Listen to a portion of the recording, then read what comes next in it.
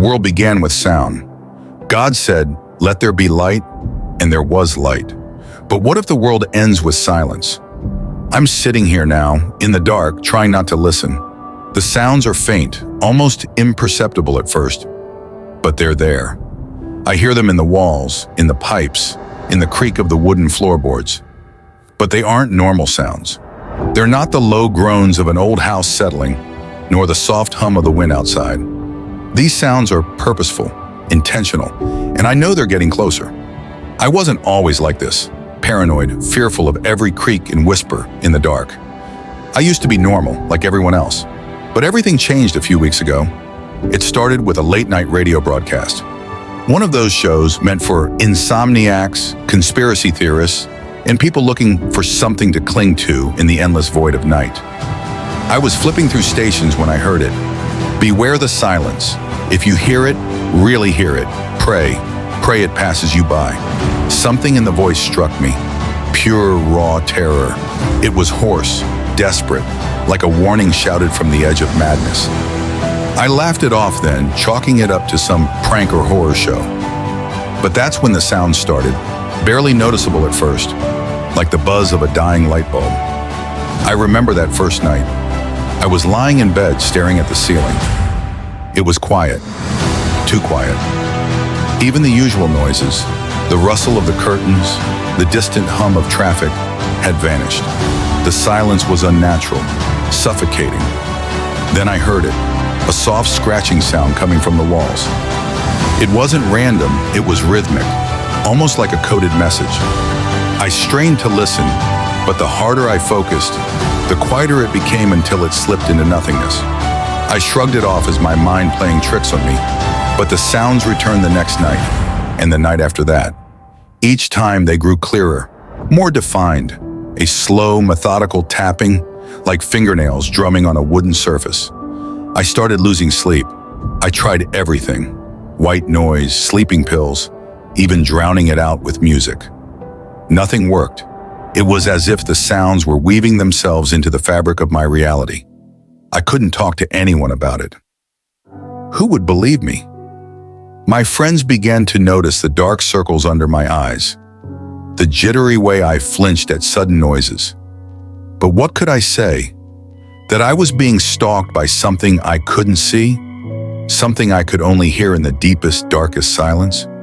Eventually, I did what everyone does in the face of the unknown. I searched for answers online. Late nights turned into a blur of message boards, conspiracy forums, and occult sites. I found stories, dozens of them, from people who described experiences just like mine. They called it the stillness. Some said it was a curse, others a presence that sought out those who heard it. The stories always ended the same way, with the person disappearing, leaving behind nothing but static on the other end of the line. I read one account that still chills me. A woman had described how the sounds became words. She said it whispered to her, soft, seductive words that promised peace if she just let go, if she just listened long enough.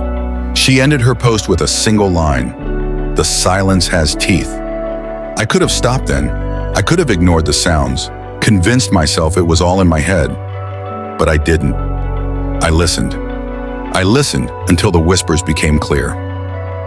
It's hard to explain what they sound like. They're not voices in the traditional sense.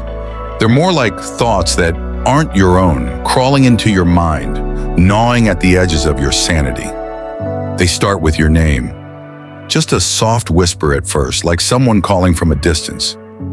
Then they get closer, louder, more insistent. "Come closer. Don't you want to know the truth? We can make it stop." They speak in promises, but every word drips with malice. And behind those whispers is something darker, something vast and empty.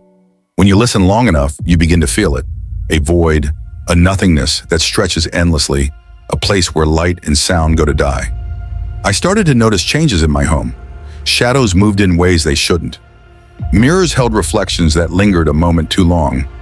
Even my own voice sounded different, hollow as if echoing from far away. It was like my world was unraveling, thread by thread. Then the silence came. I woke one night to an absence of sound so complete it was as if the world had been smothered. No hum of the refrigerator, no ticking of the clock, just a void. And in that silence, the whispers returned, but they weren't alone. Beneath them was something else, a low, guttural growl, like a beast waiting just out of sight. It was in that moment I realized the truth.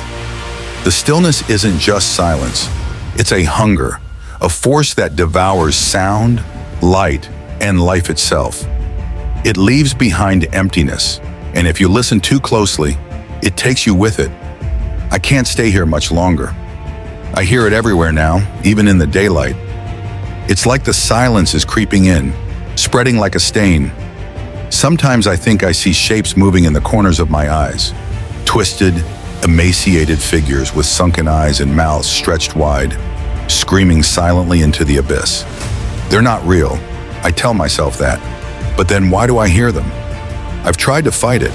I've blasted music, left the TV on, done everything I can to drown out the quiet. But it's getting stronger. The silence seeps in no matter what I do.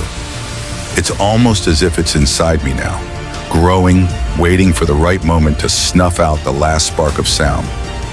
The worst part is, I think I understand it now, God's way.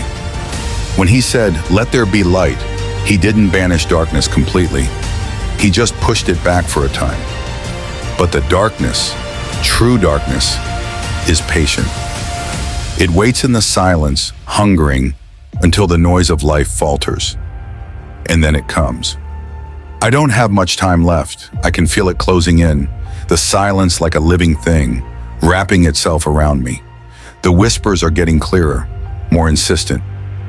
Come home. There's only one way out. I have to drown it out completely. One final burst of noise. I'm writing this as a warning, but I doubt anyone will find it. The stillness doesn't leave traces. It erases them.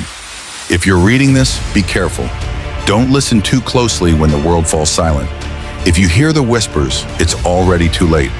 And if you feel the silence creeping in, run before it takes you too.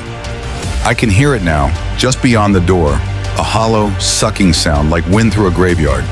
But there's no wind tonight, only the stillness.